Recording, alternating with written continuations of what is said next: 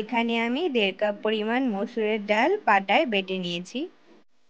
পেঁয়াজ আর মরিচ কুচি করে নিয়েছি। হাফ চা চামচ পরিমাণ হলুদ গুঁড়া এবং হাফ চা চামচ পরিমাণ আদা ও রসুন বাটা।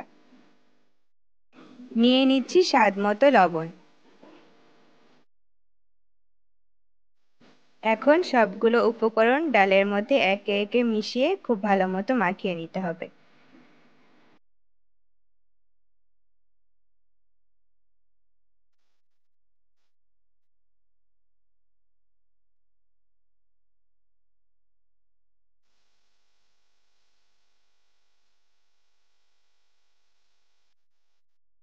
তেল গরম হয়ে এলে পেঁয়াজগুলো হাত দিয়ে চেপে চেপে একে একে তেলের মধ্যে ছেড়ে দিতে হবে।